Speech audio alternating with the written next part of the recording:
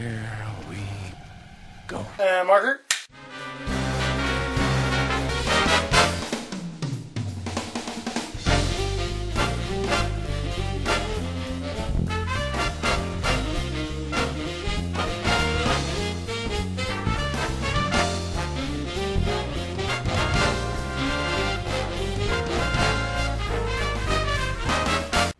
I'm Mike. I'm Fergy. And this is Mergy Movies. Yeah, it is. So, we are adults, sort of. Sort of. That's to be debated some days. Yeah, at least in body. Maybe not mind, but definitely body. And we watch movies when we get older and we're like, oh man, we should go back and watch movies from our childhood and stuff. And then we watch shows like, although it's still a bad movie, it's still close to my heart, is the Super Mario Brothers movie. We go back and we watch it and we're like, what the shit is this? Or Batman and Robin, for example. Yeah. Oh, it's so good when you're a little kid and you go back and watch it, it's like, holy hell. This is bad, I can't watch it anymore.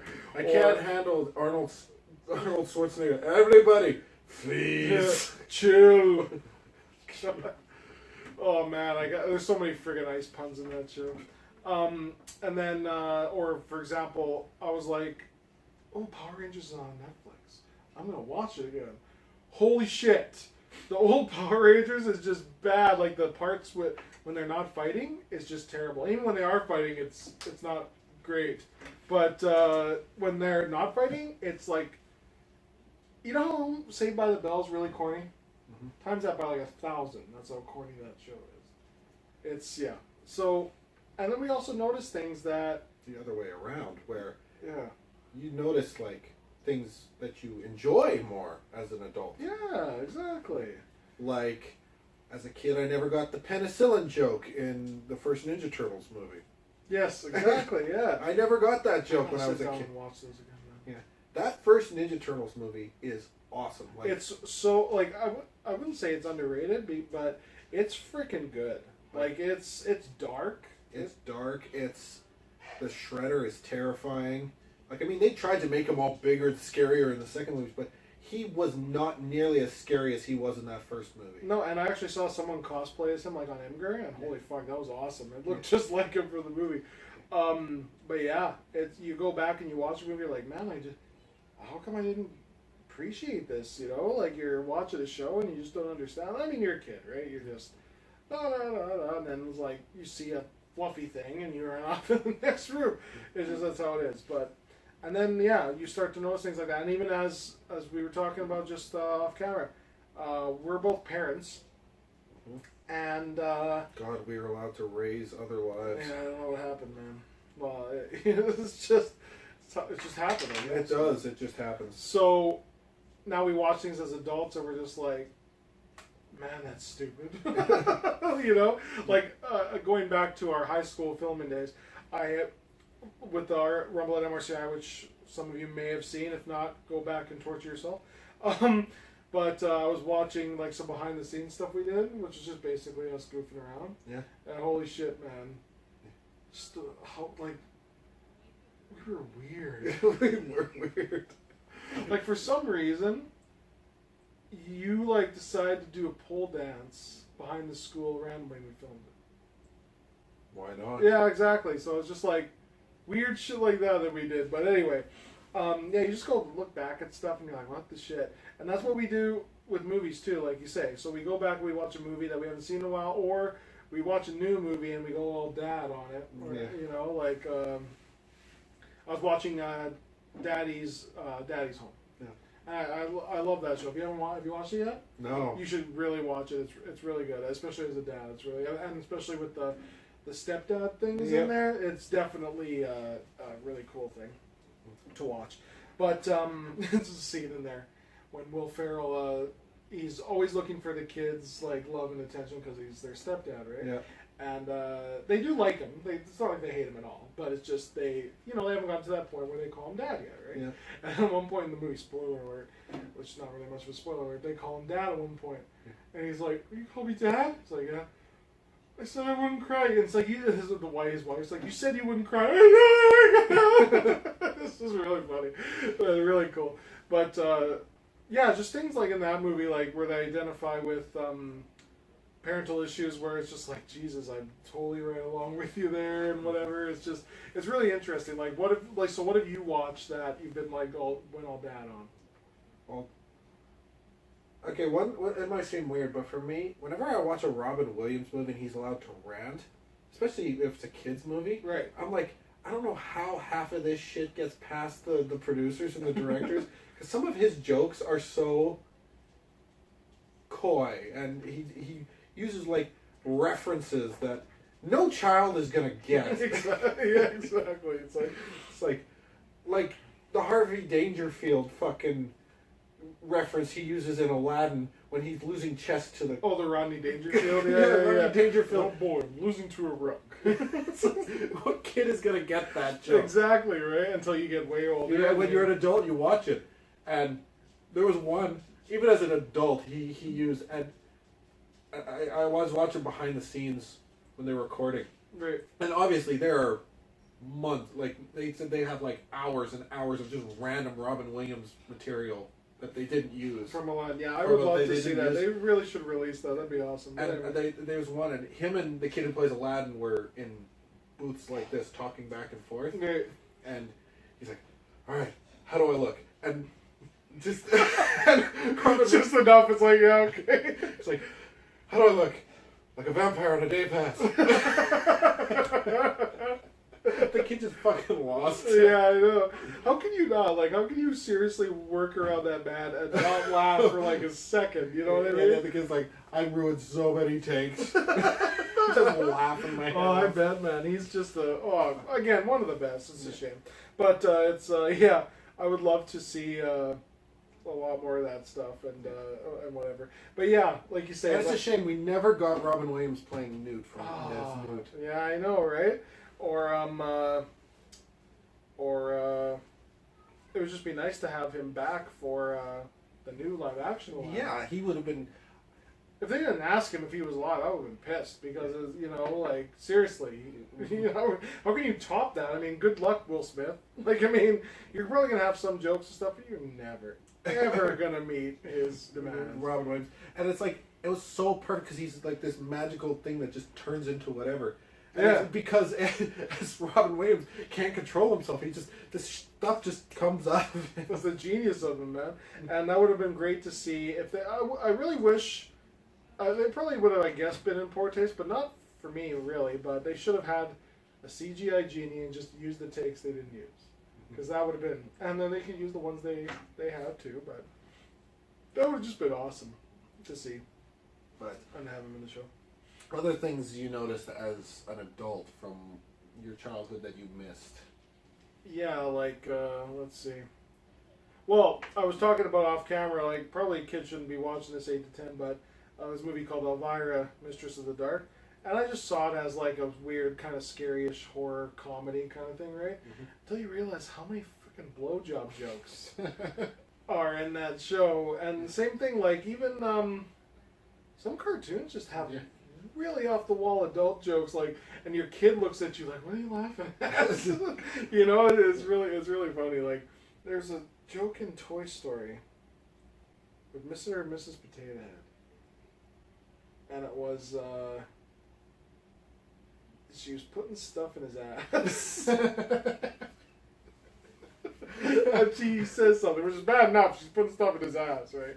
And it's just like, oh man, it was just, oh yeah, and use a zucchini, one of the things. And she was like all over that shit because it's long, right? And yeah, just shit like that. You just or the fucking Buzz with his Latin mode in Toy Story. Yeah, really. Yeah. Or hey, in the Shrek movies, when in Shrek 2, when the cops are the happily ever after cops are patting down Puss in Boots, and they whip out a bag of catnip. And they're like, he's like, "Oh, that's not mine." It's like awesome.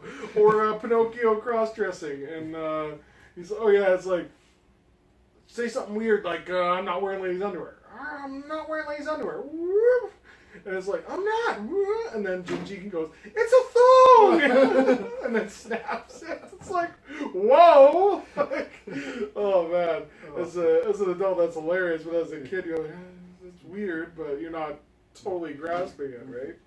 It's quite interesting how when you go over the years and you just like actually another movie I can say that I loved from the get-go, but I even love more as I get older is, and I say this a lot, is Monster Squad, for example. It's one of those movies that it's like as a kid you're like, oh, these monsters are awesome, but when you get older you're like, fuck, why isn't this movie more popular?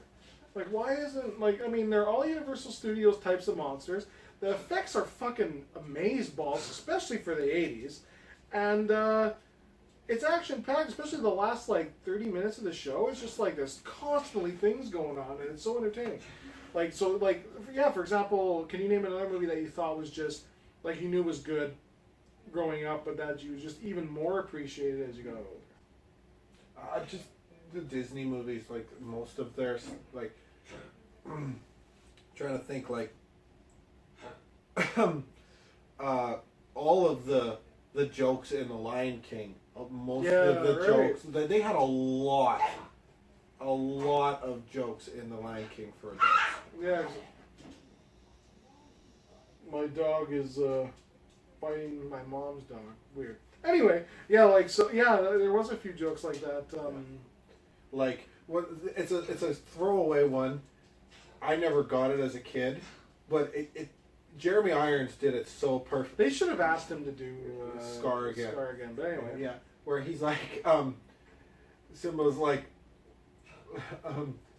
you first see him and Scar together, and he's like, I'm gonna be the king. He's like, oh goody, excuse me for not leaping for joy, but a bad back, you know. And he flops over, and he's like, Uncle Scar, when I become king, what does that make you? A monkey's uncle. You're so weird. You have no idea. Yeah, that's right. Eh? No, I'm really looking forward to the new Lion King as well. The cast is quite heavy. Yeah, they got some big name people playing. I love some of like the sidekick, like John Oliver as Zazu. I was just gonna say I couldn't remember his name, but yeah, John Oliver as Zazu. Yeah, that's pretty spot on. And that's I think Seth Rogen as Pumbaa is pretty good too. Yeah. Like the original guy, I thought they would just ask Nathan Lane and him back in, but that's okay. Pumbaa's Seth Rogen as Pumbaa. That's great. I can just see it. You know, I can just see it. Farting freaking warthog. Beyonce as Nala. That's good. She's actually a decent actress. She's not like phenomenal or anything, but I mean she's gonna voice, so it's not like she'll have to do too much. But actually, I should say that because there's a lot of voice actors that actually most voice actors put their freaking whole heart into everything. But another thing, going back to TV shows, the WB shows in the 90s, a lot of... well, Batman the Animated Series. Batman the Animated Series. So many things in that show. You watch it as a kid, and it's cool. It's Batman and all this stuff. But you rewatch it, and it's like, they did a lot with this. It's deep, man. Like that one episode, me and Alex were talking about it the other day. What episode was that? It was like a really serious episode. I can't remember what it was. Shit, I have to... It's basically about him being scared of, like, you know, his dealing with his fears and stuff. It was a really deep fucking episode, man. I'm watching this and Chloe's just like, I don't know what's going on. Yeah, there's no fun stuff happening. I know, right? Where's Joker and all this? I'm just like, Jesus, man, this is deep. Like, Paul Dini and the rest of the crew over there, just genius when they did that. When they did Batman Beyond too, I was watching it. That's a good fucking show. That's a good, and they just threw it away. Like some exec came up to them and was like, "Teenage Batman, make it happen." And they were like, "How the hell do we make this work?" And then they do something that's a fucking masterpiece of cartoon. Like seriously. Yeah. And there's one story, and I was like, it was almost like a horror episode. It was so dark, and it's called Earth Mover. Earth Mover. Who's in that one? Earth Mover. Basically, it was about a toxic chemical accident with radioactive chemicals, and this. Oh, is that guy that has like the radio powers? He glows, or is that? No, that's Blight. Blight. That's right. Anyway, this guy, he in a construction site, he gets trapped. Like they're digging a basement, right, or a deep hole, and he gets trapped down there, and all this acid and radioactive stuff gets on, and he like literally fuses to the ground. He becomes a part of the ground. Right. And all that's left of him is like this fucking half-decayed corpse built into the rock, and his eyes glow green and they move around. He can't... Mm-hmm. How he talks, he just vibrates things. That's how he talks. Mm-hmm. And the guy who accidentally trapped him in there, he's so furious at him, but this guy felt guilty that he did this to this guy. So he took in the guy's daughter and raised him as his own. Right. And that's dark. And this girl finds out that her father is this monster terrorizing and her adoptive father's like, you know, the real dad wants to keep her underground with him. Yeah, it's messed up. And the stepdad's like, no, if you're gonna kill somebody, kill me. I'm the one who put you down here. To let her go, and Batman tries to get involved, and it's really dark. Yeah, that's nuts, man.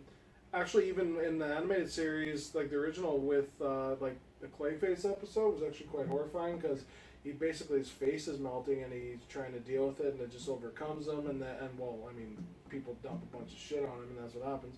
But and then like the Man Bat episode too is very dark. And actually, one of the best episodes of that whole series is probably the Mr. Freeze episode. Yeah, when they give him his backstory. They should. If that didn't win an Emmy, that fucking well better have, because holy shit, that was amazing. Like they made like a character with a cold gun. It's like, oh, whatever, you know. And then they turned him in. I would just like to see a movie that was done correctly, like not the one we got. Like, you know what? I'm gonna say surprisingly. That was one of the cinematically the high points of Batman and Robin was that they actually gave Mr. Freeze's story of his wife and him being trapped as this ice monster thing that he is. Yes. And his wife and him are like this dynamic with them, and she's like comatose or whatever her issue is, and he's trying to find a way to rescue her, and it basically turns him into a monster. Yeah, and they did that actually. You know, if you're gonna say shitty things about Batman and Robin, that part was handled not perfect, but that was probably the if not one of the strongest point of that movie. Like, you know, like especially like with Alfred. I mean, George Clooney would just act which is strange because he's a good actor, man. Yeah.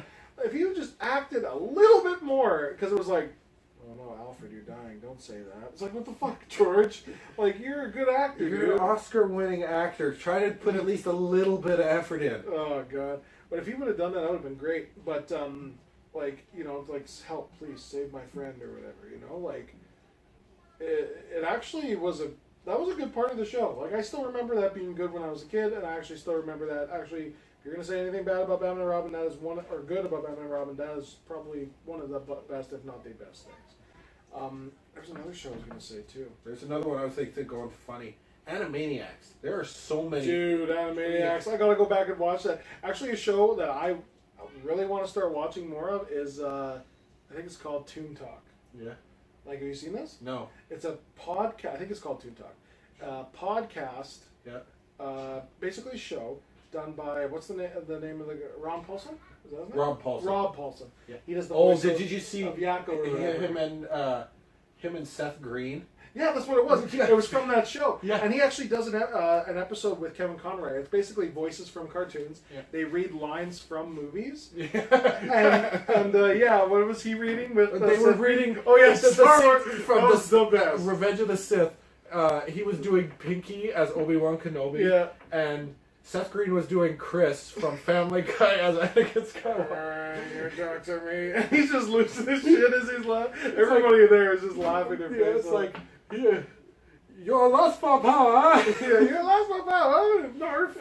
And then he's like, you turn her from me. Yeah, that was so awesome. Yeah, and then later on it was, they actually did it. This was more like a seriously awesome moment. They had Kevin Conroy read some lines from Dark Knight. That was fucking awesome. Was Kevin Conroy and Mark Hamill in the same episode? Oh, maybe not. But anyway, he read some lines from Dark Knight. And holy fuck, that was awesome. Like, it was just like, why didn't they just cast you? He's kind of tall and gangly. I know. Looking, but well, they should have casted his voice. Like, anytime Batman talks. Yeah, just have Kevin Conroy do his voice when he talks. That would have been cool, man. Just all of a sudden, why not? Like, if he could go. Instead, it's like Kevin Conroy invented that, but his was so subtle 'Cause he had a different voice for Batman. He did. And Bruce Wayne. He did. There was a subtle difference in their voice. And I think Christian Bale misinterpreted that as use a completely different voice. I will sound like Cookie Monster. Exactly. I don't know what the hell that was all about. But actually, there was a funny moment in that, like when Adam West died, they talked about, like, Ralph played a scene like on Hollywood Babylon. Ralph Garman was a good friend of Adam West, and he does the podcast Hollywood Babylon with Kevin Smith. If you should go check it out, and if you want, subscribe to babblevision.com, which I'm going to hopefully be doing soon, so you can watch all their podcasts live. Anyway, and he showed a scene from Batman 66 where Batman has to talk to Bruce Wayne over the phone, and it was so awesome. But again, there was a different voice. But Adam West was very slight difference. Like, you couldn't really tell too much, but it was just like, Commissioner, I will deal with that lightly, and then Bruce Wayne would go, thanks, Batman. Like, it was very, very subtle, right? Mm-hmm. But with Kevin Conroy, you can definitely tell the difference. It's strange. It's like watching it now, and then, like, especially, like, again, this is one of the things as an adult. You watch it and you're like, you know, Kevin Conroy's the voice, but you just see an entirely different side. Yep. And again, like I said, I shouldn't have said anything bad about voice actors, even though it wasn't intentional. They're fucking good. Like, the top ones, like Mark Hamill, Kevin Conroy, Rob Paulson, and fucking Billy West. Come on, name a bunch. Joe DiMaggio. Actually, Seth Green. Trey Parker. Trey Parker. Trey Parker and Matt Stone. Troy Baker, who took over the Joker from Mark Hamill. He basically just did a younger version of Mark Hamill's Joker. Oh, okay. And he's good. Right? He's good. He almost hits Mark Hamill's voice exactly. I think he did the voice in one of the Arkham games. Yeah, he did it in when Joker. It was like Arkham Origins. Yeah, right. He didn't do that. I thought that was it because it was pretty damn close. Yeah. And who else? Anyway, there's tons. Sam's also. But of course, there's the god of voiceover work, Mel Blanc. Oh, man! If you want, okay, Google. Do yourself a favor after this episode, because we should probably end this one soon. Google Mel Blanc. I think he was being interviewed by, was it Johnny Carson? I think he was on Johnny Carson. And it's like he's fucking just morphed into those characters. It's just like, okay, do bugs, so he does bugs. Then do, like, what he Porky did, like, Pig, yeah, Porky Daffy's, Yosemite Sam. It's insane how these people just, he's the best, probably. He's just the best. Yeah. But it's just and he actually described how he found these voices. And it's like, yeah, I took a little Brooklyn, and then he'd talk like that. And then he'd say, yeah, I took a little this, and then he combined it. It's like, whoa, it's a lot of work into this, man.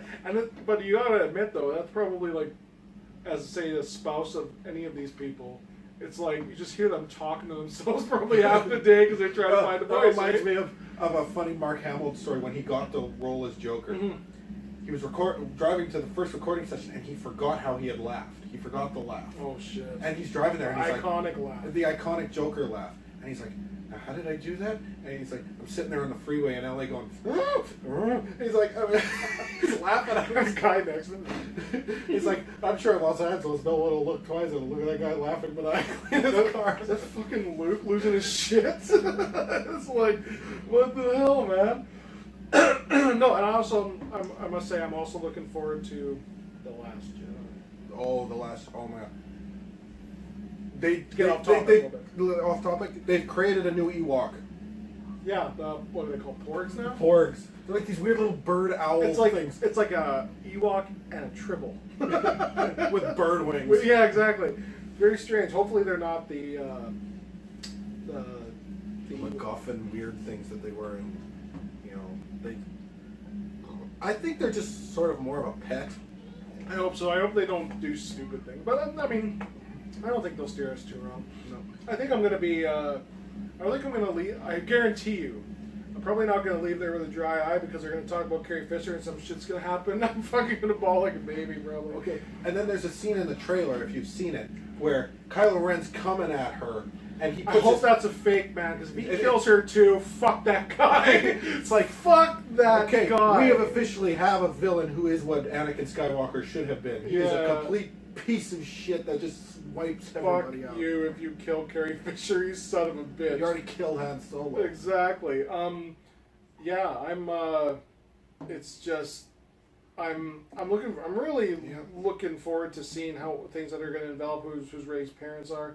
Anyway, not get too off topic, but I guess that's a thing about watching these things as an adult, and then watching from when you're younger. You know, you get attached to these characters, and you feel something for these characters and or actors and actresses that it's a weird relationship, really. Yeah. It's like when an actor dies that you really felt something for. It's almost like, it's not like you lost a member of your family, obviously, but it just, they gave you either hope or courage or... Well, you think of it like this. For 2 hours, they spent time, like, you think like a movie. For 2 hours at a time, they were in your house with you, sharing an adventure with you. Mm-hmm. Exactly, and this is why I'm probably going to be insanely inconsolable or something when like Kevin Smith passes away or something, because the thing about Kevin Smith and other podcasters is that they talk about their lives a lot and they get super personal. Yeah. So So it's almost like you do know them. oh yeah. And that's the sad thing. So when something like that happens, it does affect you, and that is something different. Definitely that translates from being a child to an adult. You gain this love for this character or actor that, you know, you can't really.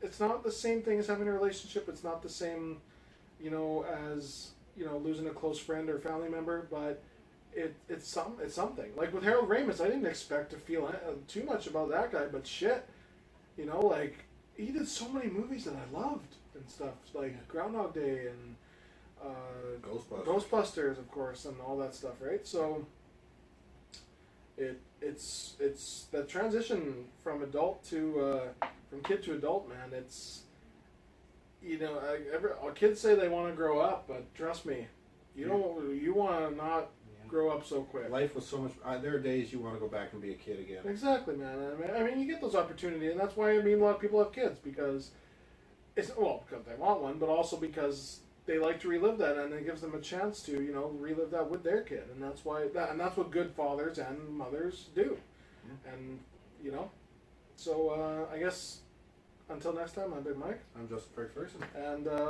yeah, just be a kid, man. Love what you love, especially in movies, because one day you're gonna grow up, and your kids are gonna laugh at you when you're like in a walker, crying about fucking Han Solo dying or whatever, or mad why Chewie didn't react more or something like that. Now people are mad about that. You know what's funny though? I didn't really feel him die. Yeah.